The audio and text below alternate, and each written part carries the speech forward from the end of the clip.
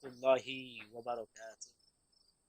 Alhamdulillah kami bisa bertatap muka lagi dengan para sahabat semuanya. Dalam beberapa hari belum sempat kembali menyapa para sahabat.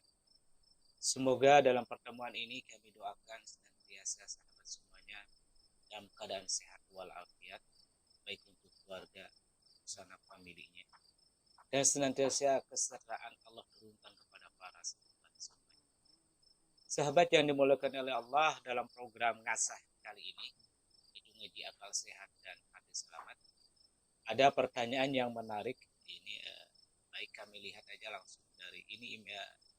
Pertanyaannya melalui email. Pertanyaannya adalah, Ceng, apa hubungan antara tabut dengan peristiwa yang terjadi pada hari ini di Palestina dan Israel? Wah, ini pertanyaannya. Ini pertanyaannya dari sahabat kita di Jawa Timur. Baik, sahabat kita di Jawa Timur yaitu saudara Abdul Aziz. Baik, dari saudara Abdul Aziz, sahabat kita yang dari Jawa.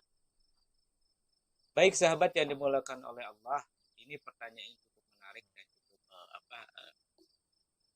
up to date ya dengan peristiwa kekinian. Semoga kami bisa berbagi pemahaman tentang hal ini, apa itu tabut dan apa konteksnya dengan peristiwa yang sedang terjadi pada hari ini di Palestina dan Israel.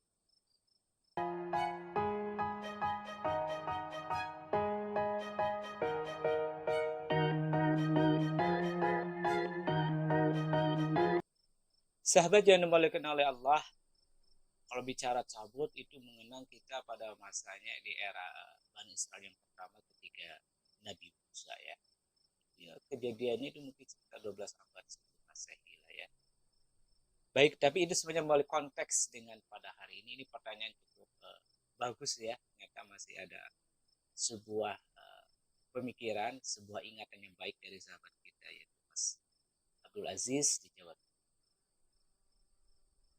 Sahabat yang dimuliakan oleh Allah, jadi ayat yang berhubungan dengan tabut itu memang disebutkan baik di dalam Alkitab, di Taurat maupun Injil, begitu juga disebutkan dalam Al-Quran. Di antaranya dalam Al-Quran itu disebutkan dalam surah Al-Baqarah ayat 248. A'udzubillahi minasyaitonirrajim. Bismillahirrahmanirrahim. Wa qala lahum nabiyuhum inna ayata mulkihi ayatiyakumut tabu fihi sakinatu min rabbikum wa baqiyatum mimma tarak alu Musa wa alu Harun tahmiluhul malaikah inna fi dzalika laayatun lakum in kuntum mu'minin. Jadi jelas tabut ini dikatakan oleh Allah Subhanahu wa taala bahwasanya nabinya itu dalam hal konteksnya dari Nabi Musa pernah mengatakan salah satu ciri tentang kekuasaan, tentang kerajaan akan terpilihnya akan muncul sebuah raja di kalangan Bani Israel yaitu dari Taulut ya, yang bernama Taulut yang diangkat. Salah satu cirinya itu akan datang kepada engkau itu tabut. Nah, apa makna tabut? Kalau kita lihat lembaran demi lembaran dalam sebagaimana dalam perjanjian lama itu dalam bahasa Ibrani disebut bahwa tabut itu adalah tabut itu disebut adalah Aron Habrit. Dalam bahasa Arab tabut itu disebut dengan tabutul ahd atau dalam bahasa umum adalah tabut hukum Allah. Jadi tabut itu dalam bahasa Ibrani sendiri disebut Aron Habrit.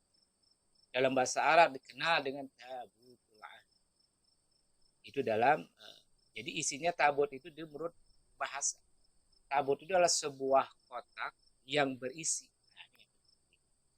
Karena dalam bahasa Arab tabutul ahd jadi kotak yang berisi dengan tentang perjanjian. Berisi apa saja dalam tabut tadi itu yang dalam kotak itu ya. Berisi tentang diantaranya adalah 10 perintah Tuhan yang pernah dikasihkan kepada Nabi Musa di ketiga di Sinai. Yang dikenal dengan the Ten Commandments. Yang kedua adalah berisi diantaranya karena kan wabaqiyah kan, wabaqiyatu mimma taraka alu. Jadi apa-apa yang pernah ditinggalkan atau boleh dalam bahasa sederhananya tabut itu berisi tadi itu peninggalan lah ya. peninggalan tadi pertama tentang 10 kuda Tuhan yang berada di 2 lembaran yang terbuat dari batu itu.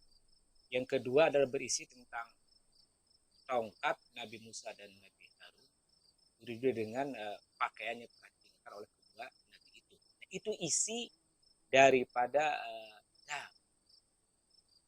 Nah, apa? Nah, tabut ini, kenapa tabut ini memiliki konteks yang berhubungan dengan masa kekini? Karena tabut pada masa itu, pada masa ketika zaman Nabi Musa alaihissalam, tabut itu, ya, setelah bangsa Israel itu memiliki tabut tadi itu, ada disebut dalam Al-Quran tadi kan fihi sakinah, bisa mendatangkan ketenangan. Jadi ketiga bangsa Israel pertama mendapatkan yang berisi tabut tadi itu, kotak tadi itu bisa mendatangkan berbagai macam mukjizat. Artinya sesuatu hal yang di luar nalar manusia, mendapatkan sesuatu hal-hal kebaikan yang didapati oleh bangsa Israel. Jadi ketika saat itu bangsa Israel ketika menginginkan segala sesuatu yang besar, pasti dia akan selalu meminta kepada yang tabut tadi. Bahkan sampai melakukan menyembahnya terhadap tabut. Itu di masa Israel. Karena kenapa? Karena dari kotak itu bisa mendatangkan sesuatu yang diinginkan oleh bangsa Israel pada saat itu bisa terwujud dengan adanya tabut tadi.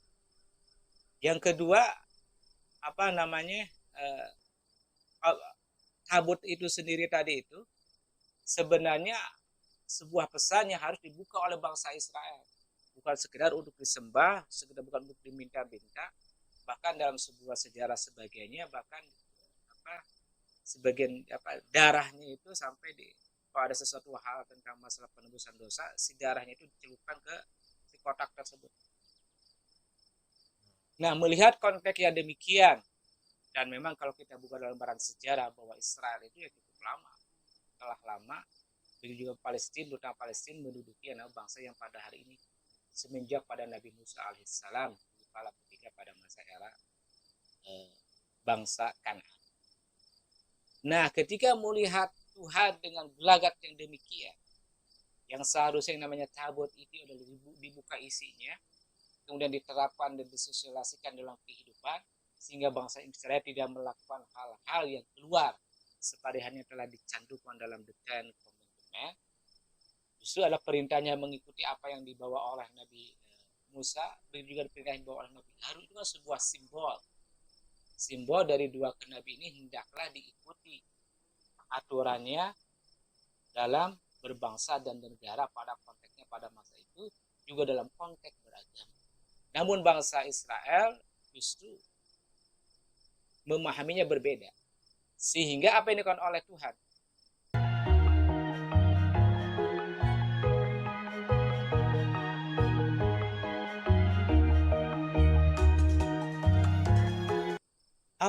Tuhan, akhirnya melihat ketidaktepatan, ketidakbenaran, bahkan melenceng dari pesan yang pertama bahwa tabut itu hendaklah dibuka isinya, kemudian disosialisasikan pesan daripada ayat-ayat yang terdapat dalam tabut itu. Akhirnya Tuhan itu memindahkan tabut itu ke bangsa Filistin yang pada masa itu disebut Palestina, dipanggil dengan nama Filistin.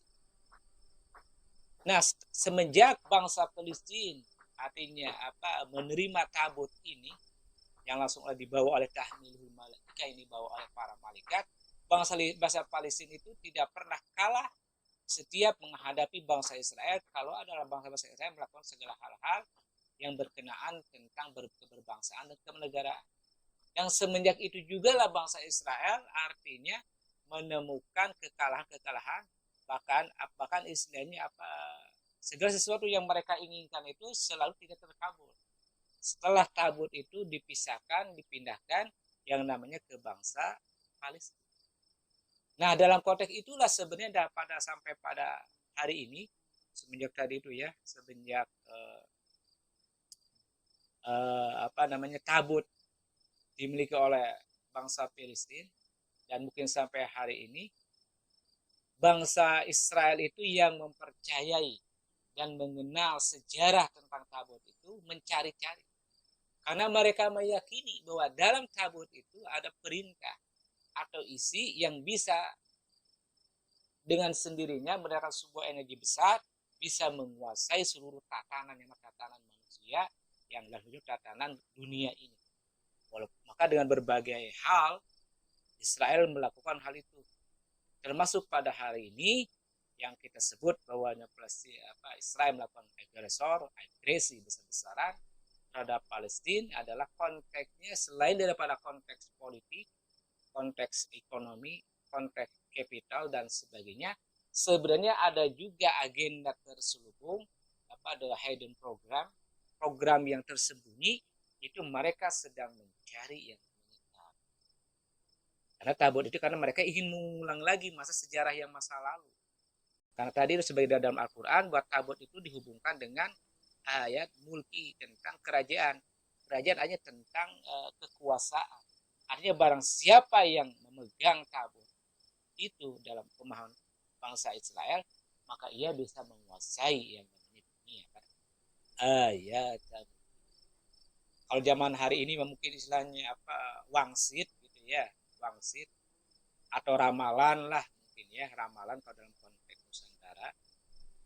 Dalam konteks Islam disebut dengan tabut, dan mereka juga dianggap bahwa inilah suruh pesan daripada leluhurnya, yang mana bahwa ciri-ciri yang namanya ciri-ciri kerajaan kekuasaan itu adalah akan datang yang namanya tabut. Nah dalam konteks itu juga lah artinya mereka mempercayai juga langsung secara tidak langsung, walaupun tentang narasi tentang hal ini tidak muncul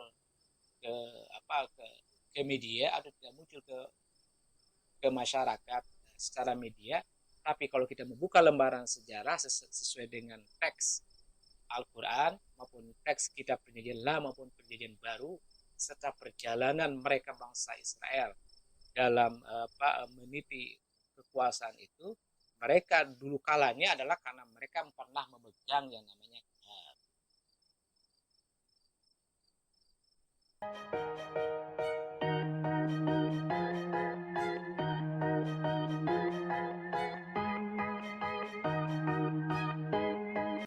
Sekarang konteksnya bagaimana tabut manfaatnya untuk non-Palestina maupun untuk non-Israel. Terkhusus adalah bisa nggak kita mengambil manfaat daripada tabut, sekalipun secara kasat mata kita belum melihatnya, apalagi kita memegang yang namanya tabut sebagaimana disebut jelas dalam Al-Quran, apakah bisa kita mengambil manfaatnya? Nah, di sini dijawab oleh Guru Agung Syekhul Akbar dalam kitabnya At-Tafsir, dijawab. Artinya, kita akan membuka bagaimana Syekhul Akbar menjelaskan tentang ayat surah Al-Baqarah ini, ayat 248 ini menurut Syekhul Akbar. Syekhul Akbar menjelaskan atabut, dibilang Syekhul Akbar, atabut ayat ma yarji'u ilahi minal umum. Jadi tabut itu adalah sesuatu tempat kembali permasalahan. Artinya tabut inilah sebagai sumber, sebagai guidance, sebagai navigasi untuk segala permasalahan bisa dikembalikan, bisa dicarikan solusinya melalui tabut. Itu dalam bahasa Syekhul Akbar. Jadi tabut itu ma yarji'u ilaihi minal umum. Jadi tabut ini juga sebagai guidance. Kenapa dianat tabut? Karena tabut itu adalah lebih tinggi artinya daripada at-taub.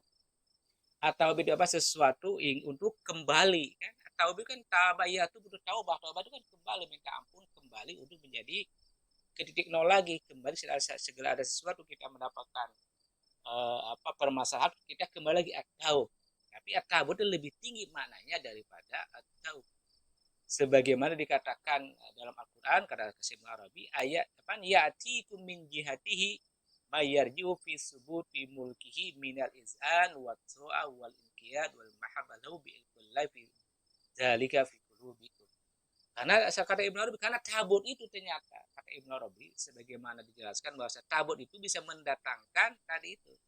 Mendatangkan apa? Mendatangkan sebuah ketaatan. Mendatangkan sebuah ikatan, mendatangkan sebuah kecintaan. Karena Allah dengan wasilah tabut itu bisa mendatangkan energi terhadap manusia itu tadi. Itu apa? Mendatangkan sebuah ketabut. Jadi kalau tabut itu dipegang, hanya dikuasai oleh seseorang, maka seorang lain itu bisa mencintai orang yang memegang tabut. Seorang itu lebih bisa taat kepada orang yang memegang tabut itu.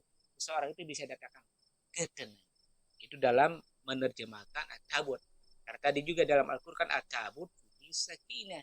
Dalam tabut itu bisa mendatangkan ketenangan. Sebagaimana pendapat Syekh Akbar Ibnu Arabi diperkuat dengan hadis Rasulullah Sallallahu Alaihi Wasallam. Qala Nabi Sallallahu Alaihi Wasallam, nusirtu birra'ab masirat asy-syahr.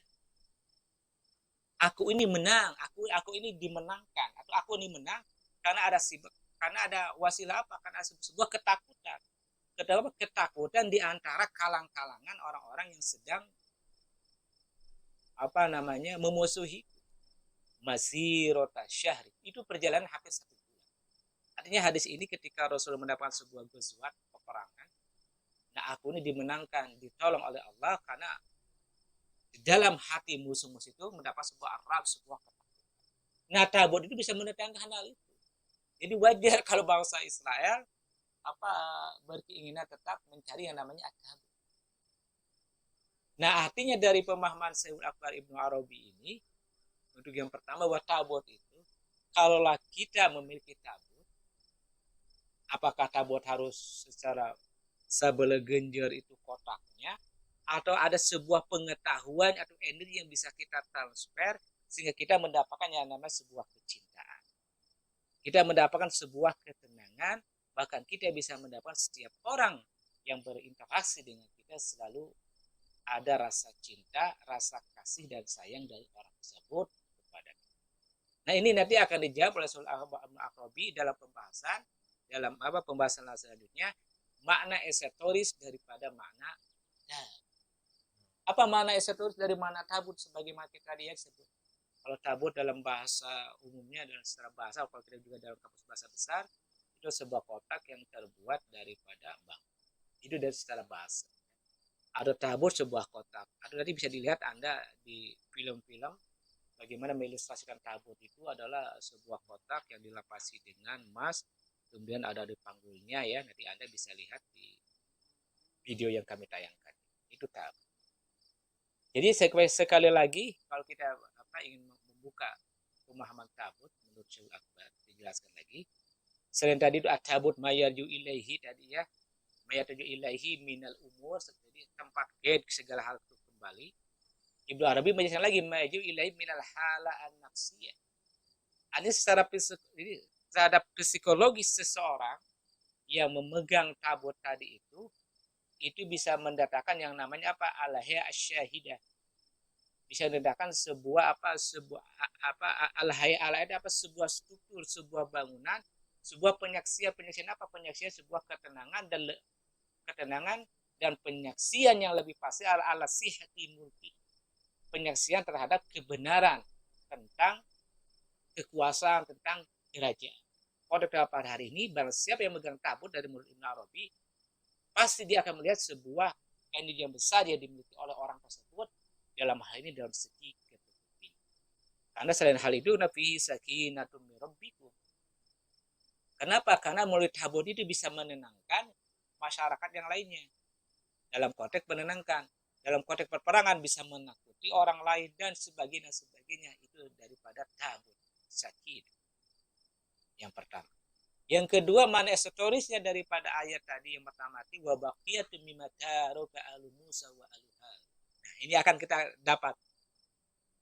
Juga dalam tabut itu sebagaimana telah kami jelaskan bahwasanya ada peninggalan yang namanya tongkat Nabi Musa dan Nabi Harun, juga bagian daripada baju mereka.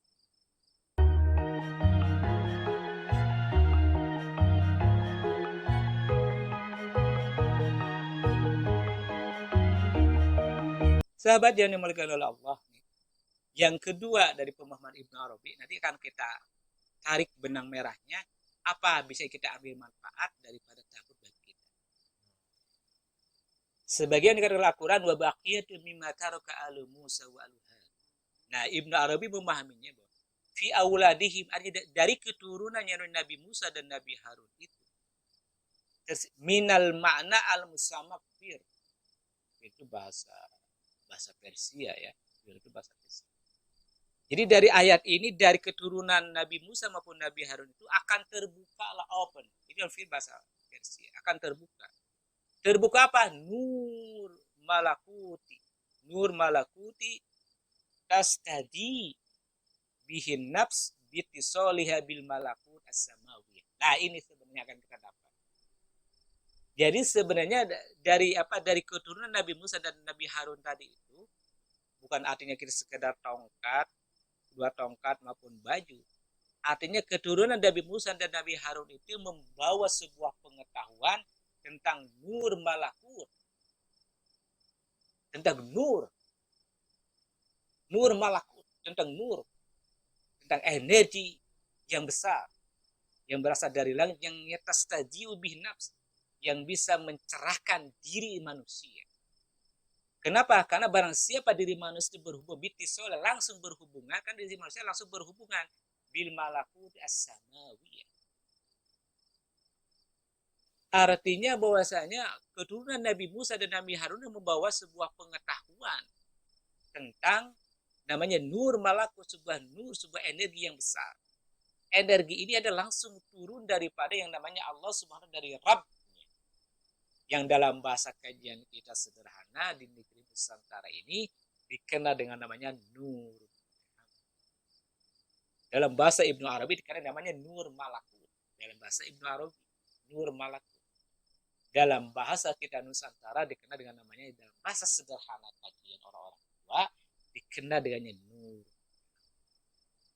Nah, dari sini sebenarnya peninggalan itu. Jadi barang siapa yang mengetahui pengetahuan tentang nur Muhammad dalam dirinya, maka orang tersebut bisa menciptakan sebuah ketenangan, bisa menciptakan sebuah kasih sayang, bisa menciptakan rasa apapun ketakutan bagi orang yang menghadapinya, kalau memang kita menghadapi orang-orang yang akan melakukan agresi, melakukan ketidakbaikan terhadap diri kita. Sebenarnya itu daripada kesan tabut yang bukan bisa kita ambil. Karena kan kalau kita mencari barangnya tabut, dia sampai kapan kita akan ketemu. Maka jalan tengahnya ini adalah tabut yang kita akan ambil itu sesuai yang dipahami oleh Sahih Akbar Ibnu Arabi, itu namanya nur malakut dalam bahasa Nusantara dengan istilah nur. Semoga sahabatnya semuanya, sahabat yang dimuliakan Allah, yang senantiasa bersama channel senantiasa kasih dan juga sehat, menemukan dan telah memahami yang namanya nur energi yang besar ini dalam diri Anda semua. Anda semua lakukanlah itu, nur aktivasi dengan baik, gunakan sebaik-baiknya. Itu sama dengan nilainya dengan Anda memiliki tabut yang sedang dicari oleh para bangsa. Maka sahabat yang dimuliakan oleh Allah, kemarin waktu saya sebelum pertanyaan ini pernah ngobrol-ngobrol dengan sahabat juga, bahwa kelebihan bangsa Nusantara ini bisa menyimpan dari hal-hal yang pernah dibawa risalah para anbiya, baik risalah bersifat pengetahuan maupun yang sifatnya tentang peninggalan-peninggalan yang kasat mata yang sifatnya material. Di Nusantara ini bisa menyimpan. Bahkan katanya Ceng, konon juga bisa jadi yang namanya tabut itu ada juga di Nusantara. Karena kita jagonya dalam masalah itu. Ya saya jawab ya mungkin saja. Hal itu kan Allah bisa buat saja. Apalagi Nusantara ini kan kita terkenal dengan sebuah pengetahuan yang orang-orang Eropa, orang-orang Barat itu tidak mereka memilikinya, yang dimiliki oleh bangsa-bangsa Nusantara. Semoga sahabat semuanya mendapatkan yang namanya tabut dalam diri, itu namanya nur malakut. Jadi intinya adalah tabut ini adalah nur Muhammad, nur malakut. Kalau kita mengikuti sesuai dengan pemahaman yang tafsirnya Syekhul Akbar Ibnu Arabi.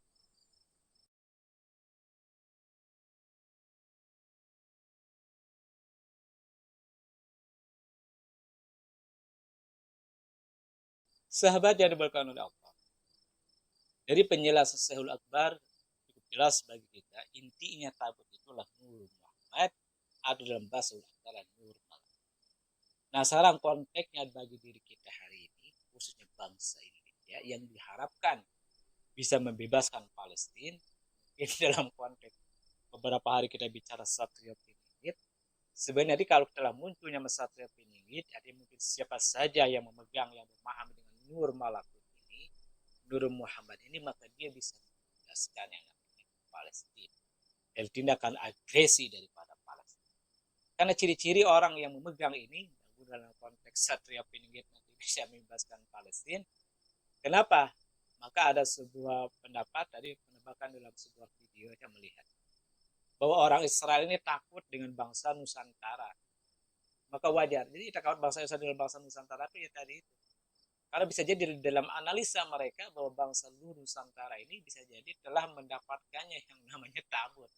Dan memang kalau kita melihat konteks dari Muhammad Ibn Arabi, ya kami sendiri yakin bahwa Nusantara ini memegang, menguasai pengetahuan sebagaimana telah diturunkan oleh terhadap keturunan Musa maupun keturunan Harun. Kalau dalam konteks memahami daripada sejarah. Jadi wajar kalau Israel takut terhadap leluhur. Dan pengetahuan ini pasti dipegang oleh namanya Satria Piningit, orang-orang pilihan untuk memimpin bangsa ini. Dan yang kedua bahwasannya Nusantara ini dapat juga membuka daripada pesan ayat 248. Artinya orang-orang yang ada di negeri Nusantara ini bisa membuka pesan daripada ayat 248 dalam surat Al-Baqarah. Karena kami juga pernah berjalan di Timur Tengah, berjalan dalam literasi Arab membaca. Belum ada yang membuka secara dari sisi yang lain tentang ayat ini. Mungkin diantaranya oleh Syaikhul Akbar, tapi secara transparan, secara jelas terhadap ayat ini yang bisa dijadikan sebagai juklak dan juknisnya secara langsung mengatakan peace to peace untuk bisa menguasai bangsa Palestina kecuali di negeri Nusantara. Yakin guru-guru kita sangat menguasai, bisa membuka daripada ayat ini. Semoga sahabat semuanya juga bisa bertemu dengan guru-guru yang bisa membuka ayat ini, yang bisa membuka pencerahan terhadap ayat ini, bahkan sekaligus memberikan yang juklak dan juknis. Dan yang ketiga, kami yakin yang namanya bangsa Nusantara ini, leluhur kita ini, itu memegang, menyimpan yang namanya tabut. Sekalipun dulu tabut kala pernah ada di Palestina, pernah ada di Israel, tidak menutup kemungkinan bahkan ada satu penelitian ada di Ethiopia. Tapi terakhir bahasa kami yakin semuanya akan terakhir ada di Nusantara yang terutama adalah sebuah sifat pengetahuannya ada di Nusantara. Mungkin itu jawaban dari kami terus untuk Mas Abdul Aziz yang ada di Jawa Timur. Jadi tabut dalam konteks ini pada hari ini adalah diakui tidak diakui juga adalah merupakan salah satu unsur kenapa Israel melakukan agresi terhadap Palestina.